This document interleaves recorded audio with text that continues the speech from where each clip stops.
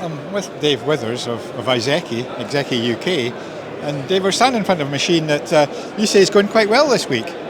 Yeah, this is our Raymo. It's a remote control banks mower, and we're just seeing a little bit more interest from the golf market. People with steep bunkers or banked areas and stuff like that. Very difficult to cut actually, and so people are looking at how to deal with that. And so we thought we'd bring this machine along. And actually, it's probably been one of the favourite things people have looked at so far this morning. You say it's golf clubs more than, is there any commercial use as well for local authorities with road bankments and things too? Yeah, I mean actually to date we've sold more of them to that sort of customer than we have to golf, but we thought there was an opportunity in golf and that's why we brought it to the golf show here at good old Harrogate. Well, like you, we've been around for a long, long time together. Yes. And I'm just thinking, we're a quarter of the way through this century. It's hard to believe. It's unbelievable. If you take us back to the year 2000, and then move on 25, what's amazed you from those 25 years and where we are now? Yeah, I suppose technology probably has changed a bit slower than you would have thought. I think if you'd said in 2025 we were still working out how to deal with autonomous, still working out how to deal with electric, I think maybe we'd have expected that to have come a little bit earlier than it did.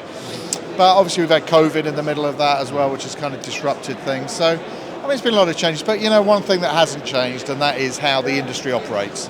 And that is it's all about people. It's about people you know. You get a good machine.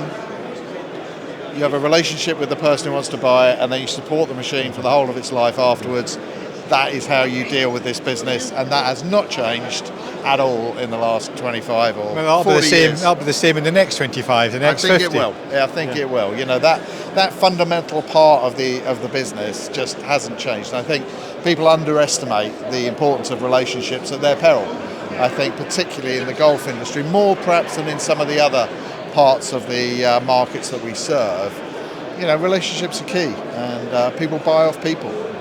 I don't think it'll be you and I standing here in 2050 though, do you? Sadly, probably. Well, hopefully, we'll both be sat on the Bahamas somewhere with our feet up and having a drink. That would be lovely. Have you seen much change in the show over that time as well? The activities have changed, I guess, and some of the stuff that goes on. I mean, back in the day, if you go right back to the 90s, we would actually sell the products off the stand. And people would come with trailers and actually take them away. That kind of just died to death. And a lot of it now is probably because of the internet. People often, if they are looking at a machine, they've already looked at it online. So perhaps the machine is less important and it's more about that interaction, the networking, and, seeing old friends. How do you judge the value of a show? Have you any objective measures that you can use to say how successful it's been? Personally, I think you can't. And I think all the people who tell you that they can are, maybe are kidding themselves. But, I think you've got to take it in the round. You will walk away with some inquiries and you can look at the inquiries. But you don't know, somebody walks past and it goes in their mind, oh yeah, ISEKI, it's kind of something for them. And so there's so many intangibles about the show and just what is the value of maintaining these relationships that you've built. And sometimes at shows is the one time you get to see people. I mean, when do we talk?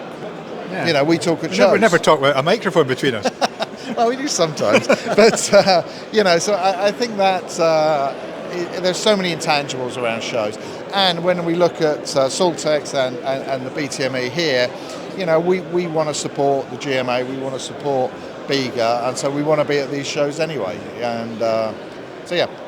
In wider terms, what about ISEKI? Have the R&D guys back in Japan? Are they coming out with new tricks for us for the next few years? Yeah, actually, I was in Japan last week for some meetings over there, and yeah, there's more stuff coming through. There is more electrical products coming that we'll be launching shortly, and refreshes of existing products. So it's coming through, but I'd say we are incremental improvers rather than perhaps radical. Kind of come up with something revolutionary. I think we call it evolutionary rather than revolutionary. Yeah. And I think that's probably where we are.